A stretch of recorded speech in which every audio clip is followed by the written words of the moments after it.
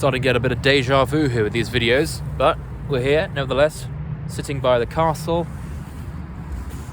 just immersing my soul, my being in gratitude. Kind of makes me feel a bit icky, that gratitude thing. I was asked a question by one of you guys, thanking you for that, very grateful for that. No, but genuinely, it's useful to get some pointers on what to talk about. And she asked me about what my gratitude practice was. What am I grateful for? How do I experience more gratitude in my life? And gratitude's a big one, isn't it? You see, if you've got any interest, if you spend any time in self-development discussions or reading those kinds of books or learning about how to better yourself and how to enjoy life more, gratitude is one that comes up very frequently. Journal on gratitude, write about things you're grateful for, keep a gratitude journal, keep a gratitude list. So I wanted to talk about that and what I do. I think what's really helpful, first of all, is to take a look at what gratitude is. Why do we, in this modern chaotic world, feel the need to experience gratitude? What's the purpose of sitting down and writing down all of those things we can think of that we're grateful for? Well, we're doing it to experience the energy of optimism, the energy of reverence for the things around us. We're doing it to experience positive emotions.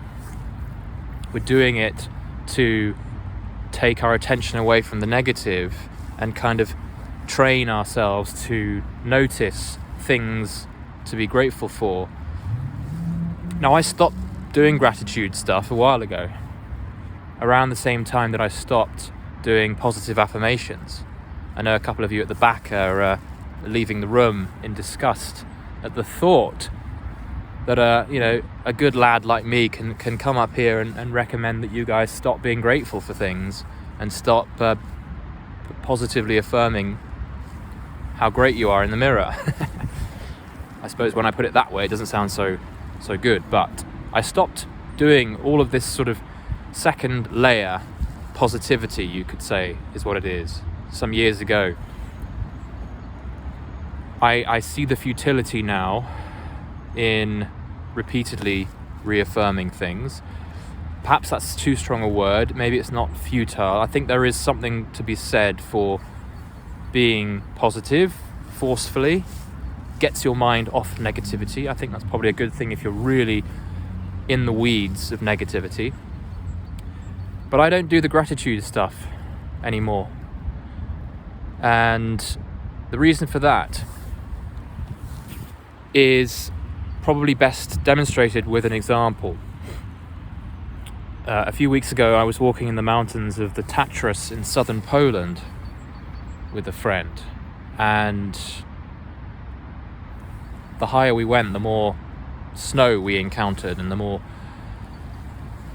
you got this incredible sense of natural beauty kind of unfurling and revealing itself, and this happened very starkly, very clearly, because everything was covered in cloud early on in the walk, and as we got to the peak of our walk, the clouds parted and we were able to really get a good, beautiful view of the mountains as they kind of revealed themselves to us in the sunlight, covered in snow, just absolutely stunning. And what happened in that moment was an effortless sense of, this is beautiful, I'm happy to be here, sense of awe at one's minusculeness as a human in this vast environment. But it came effortlessly. I didn't need to take a look at the mountain and scurry off with a notepad and pen and write down that I was grateful for it. That's indirect. Isn't that experiencing the world through an indirect perspective? You've got things to be grateful for at every step. I use the mountain example because it's an obvious, clear, and it paints a clear picture of how easy it is to effortlessly fall into gratitude when it's presented like that. But that doesn't mean that that's the only kind of thing that we can be effortlessly grateful for. We can be effortlessly grateful for everything at any given point in our experience of consciousness as we roam these planes. It's something that comes effortlessly to us because when we are, for a moment, no longer wrapped up in concerns for our dentist appointment next week or the call we've got to do in a second. When you're on a walk, you're in a state whereby you're much less likely to be perturbed, but many people still are, by everyday mundanities and concerns and self-obsessions and things like that. You start to, because you're on the move, your mind is freer and you're much more likely to experience gratitude without even trying to experience gratitude, which is what a lot of the journaling is about. So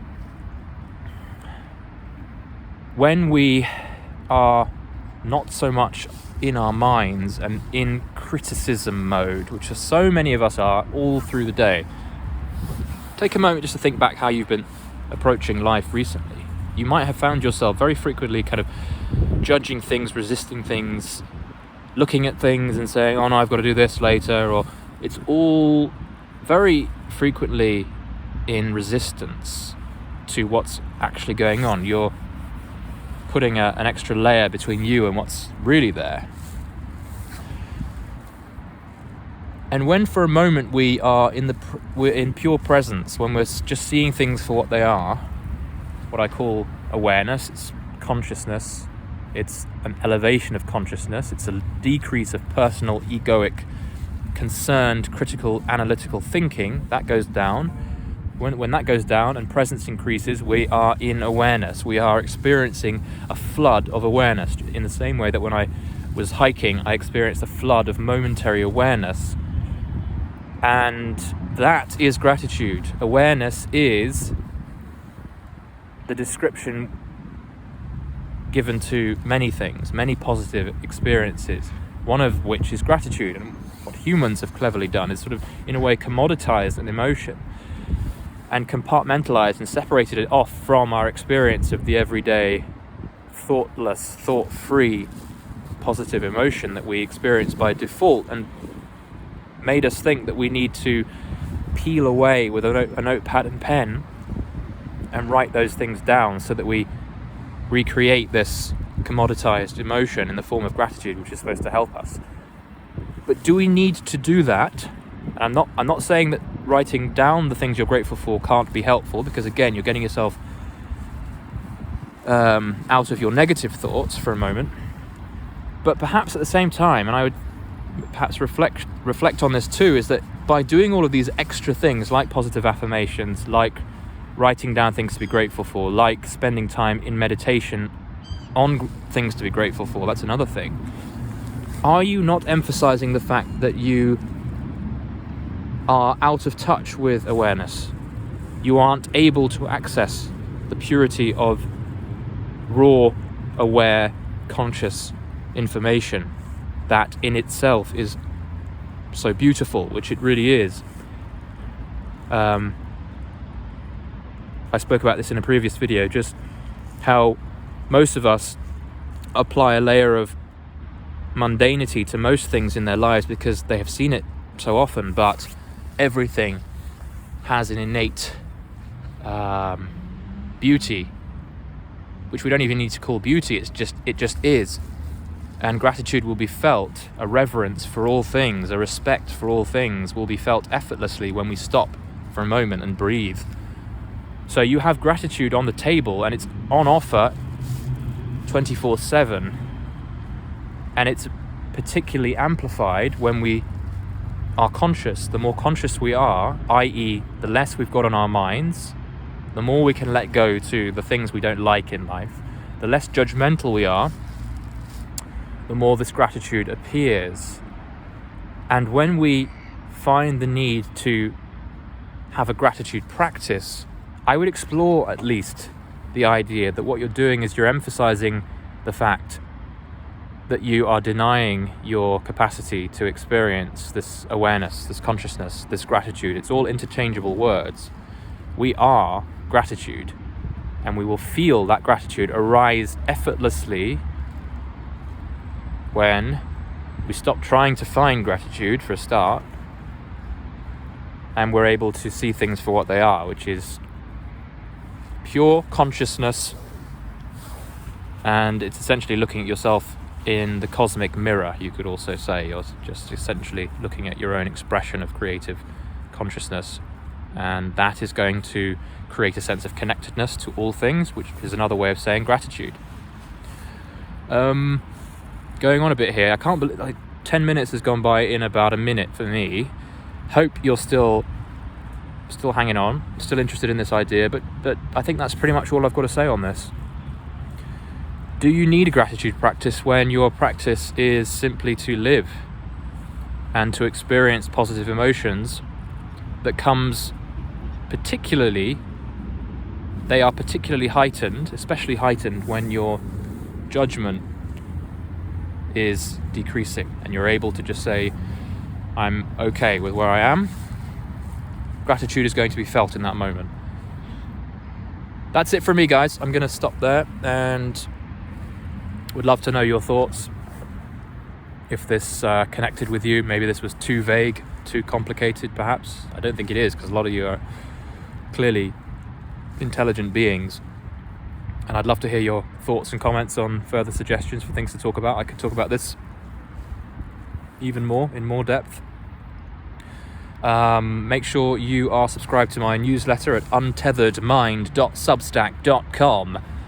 You will find all kinds of interesting additional written information as well as other bonus materials over there. It's on Substack. And yeah, much love as always. Thanks, guys.